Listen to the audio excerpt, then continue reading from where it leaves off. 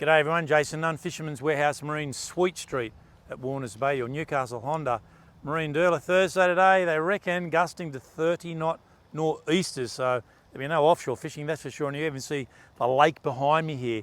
You're normally protected up this way, very choppy. And tomorrow, the same again, those strong nor'east winds into Friday, with Saturday in particular being the pick. You have this real variant, you're going to have nor'west running into west-sou'west throughout the day, turning sou'east. So Saturday, very fishable, and obviously the Port Stephens shootout on this weekend. We'll be heading up there, Pat, myself and the crew, and having a bit of a run around, and possibly only running around one day. If you look at the forecast for Sunday, it looks horrible. In on the coast, at least 20-25 out of the south, 2.5 to 3 metre seas.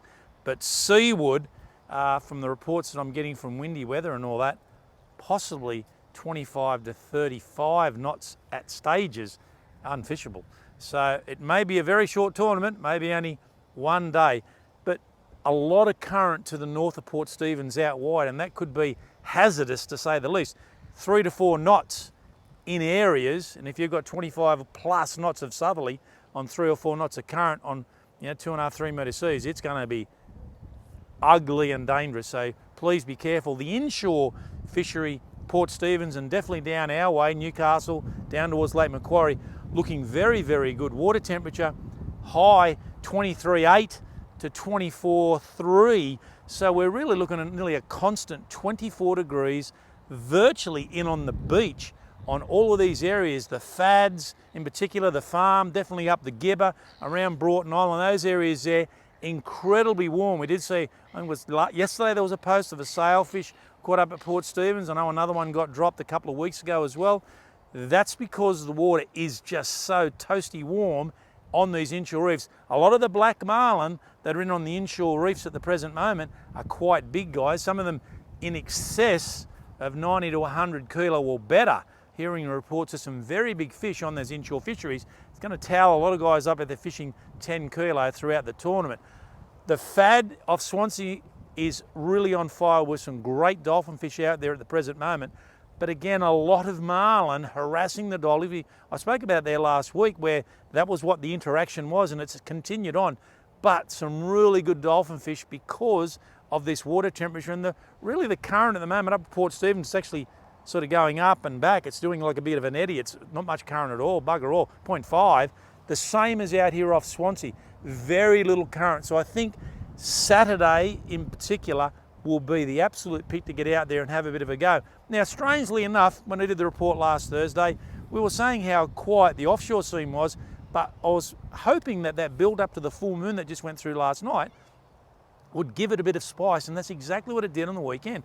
All of a sudden we went from no trag to lots of trag, good flathead, reds. So it really did pick up with the build up to the full moon. Obviously the full moon now receding through. Your tides for Saturday, 11 a.m. high tide, 175, a really nice tide, and a 520 in the afternoon low, 0.44, but a very good morning tide. And I think that's where you'll take advantage of it with that west-nor'wester before probably that little bit of southerly comes in, but it's not a big southerly on Saturday. Sunday is the day of just horrible conditions, I've got to say. The inshore reefs, I reckon, look good. Still no pelagic activity. Haven't heard of any cobia down off our neck of the woods. The odd one, definitely Port Stephens north and up towards southwest rocks, fishing very, very well. And there's still yellowfin tuna reports from out wide, but I still think that Saturday, the only real day to basically get out there. The beaches, seeing some nice whiting because a lot of the whiting are moving out on the estuaries, but because of all that rain, a lot of brim along the Stockton stretch and a lot more brim along our part, particularly Blacksmiths, Belmont, the odd Mulloway as well.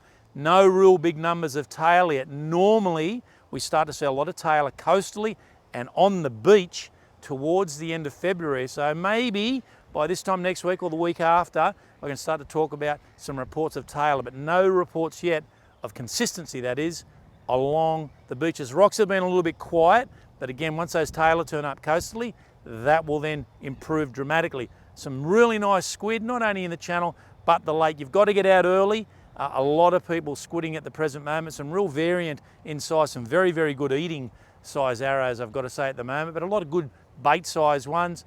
plenty of bream and plenty of whiting, but the whiting will start to fade off over the next 3 to 4 weeks. The bream will build in numbers as we start to then see those tailor move into the estuary. I don't think it's going to be too long at all. Still seeing good consistency with flathead, but a lot of big flathead, and they're just about on the end of that spawn cycle. So they will drop off, and we'll see a little bit more of an increase as we get into the middle of March. The odd king in the lake, and definitely downrigging those live squid is the pick for that as well. Some nice blueies. I know a good mate of ours, Lucas Stansford, who I'm having a fish with this weekend. You got some really nice big buck males over the last week, but check these pots yesterday, full of jennies, full of eggs. So those jennies in there, so everything's moving, you know, you got the big bucks moving around and the females coming through.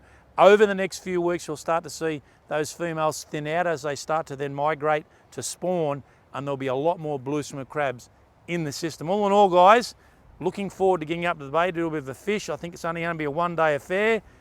Heaviest marlin, $50,000. So someone's going to win that for sure. And if you can get off Swansea, some cracking dolphin fish, but take advantage of those trag on those inshore reefs. I'll talk next week.